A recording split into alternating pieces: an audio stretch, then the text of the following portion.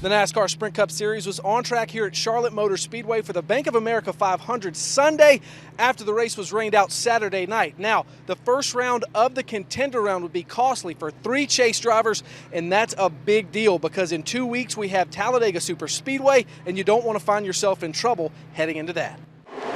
Green flag in the air, we're underway at Charlotte. Matt Kenseth was your Coors Light pole sitter and led the field to green, but just after the start, Jeff Burton hit Cole Witt, and just like that, the yellow flew. 61 laps in, Casey Kane had a right front tire go down and gets into the wall in turn 2. The impact tore the entire right side of the number 5 Hendrick machine up. They'd have to go behind the wall for repairs. Just 9 laps later, Kane's Hendrick teammate and chase contender Dale Earnhardt Jr. has contact with the 19 of Carl Edwards. Jr. shoots up into the outside wall. The 88 stays out after the contact, losing a lot of real estate on the track until he blew a right front on lap 75. That brought out the caution, but Dale Jr.'s day was not going how he wanted. He ended up finishing 28th. The 22 of Joey Logano chose not to pit under the ensuing caution and restarted the race out front, leading his first laps of the day.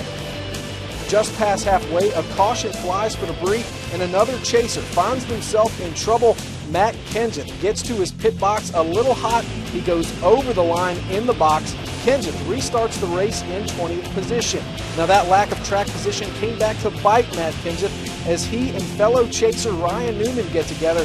Kenseth gets into the wall and makes slight contact with David Reagan as the 20s day goes from bad to worse. Later, Kyle Busch and Kyle Larson get together trying to get onto pit road under the yellow flag. Kyle Larson makes a late decision to come to pit road, and chaser Kyle Busch makes a late decision to stay out, and as a result, the 18 spins the 42, and Joe Gibbs Racing has yet another car in trouble, with Kyle Busch sustaining heavy damage to the right front of the car. Busch ended up finishing 20th. With just under 100 laps to go, Matt Kenseth's day took yet another wrong turn. He got into the outside wall in turn 4 and had to take it behind the wall, burying himself deep in the points early in the contender round. I'm going to garage here, guys. For whatever broke there. After Charlotte, Kenseth was 12th in points, 32 points back of the cutoff. But in the end, Joey Logano holds off the defending Sprint Cup Series champion Kevin Harvick. Logano wins the Bank of America 500 at Charlotte, punching his ticket to the eliminator round of the chase. Coming out of turn number 4, Joey Logano will win for the first time at Charlotte and advance to round 3. Hell of a job, guys! Awesome! What a car! It was special to have a perfect day in racing. You don't have that very often. Usually, at some point in a 500-mile race, you have to overcome something. But today, everything went as planned, and obviously, getting this win at Charlotte means a lot. I think it's on everyone's bucket list to win here.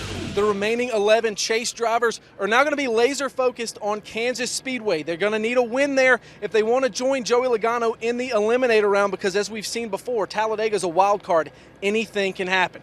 For NASCAR.com, I'm Jonathan Merriman.